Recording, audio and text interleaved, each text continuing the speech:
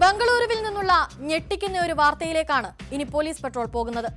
Paying ഗസ്റ്റായി താമസിക്കുന്ന മലയാളി പെൺകുട്ടിയെ ബലാത്സംഗം ചെയ്ത വീട്ടുടമയായ മലയാളി യുവാവ് അറസ്റ്റിൽ. കോഴിക്കോട് സ്വദേശിയായ അഷ്റഫാണ് അറസ്റ്റിലായത്. സോളദേവനഹള്ളിയിലെ സ്വകാര്യ കോളേജിലെ ബിരുദ വിദ്യാർത്ഥിനിയാണ് പരാതിക്കാരി. സഹകരിച്ചാൽ താമസ സൗകര്യവും ഭക്ഷണവും സൗജന്യമായി നൽകാമെന്ന് പ്രതി പറഞ്ഞതായും പരാതിയിലുണ്ട്.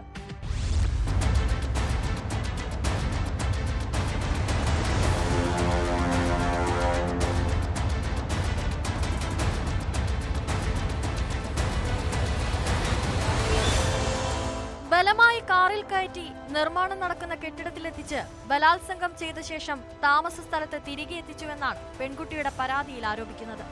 കഴിഞ്ഞ ദിവസം പുലർച്ചെയാണ് സംഭവം നടന്നത്. വിദ്യാർത്ഥിനി ആശുപത്രിയിൽ ചികിത്സയിൽ കഴിയുകയാണ്. അർദ്ധരാത്രിക്ക് ശേഷം അഷ്റഫ് മുറിയിലേക്ക് കയറി ചെല്ലുകയും സഹകരിച്ചാൽ ഭക്ഷണവും താമസവും സൗജന്യമായി നൽകാമെന്ന് പറയുകയും ചെയ്തു. നിരസിച്ചപ്പോൾ പെൺകുട്ടിയെ പ്രതി ബലമായി പിടിച്ചുവലിച്ച് കാറിൽ കയറ്റി മറ്റൊരു സ്ഥലത്തേക്ക് ഓടിച്ചു പോയെന്നും അവിടെ വെച്ച് പീഡിപ്പിച്ചുവെന്നും പോലീസിന്റെ എഫ്ഐആറിൽ പറയുന്നു.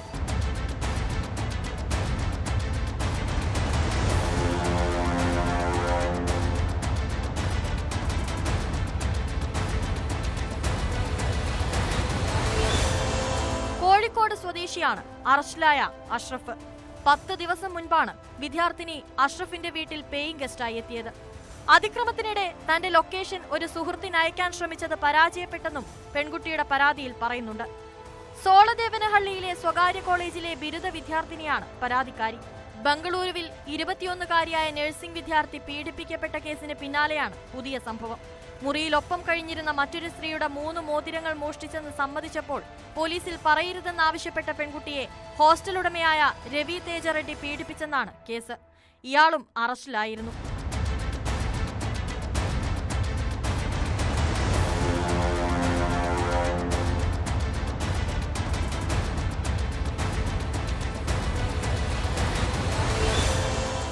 ന്യൂസ് 18 ബംഗളൂരു.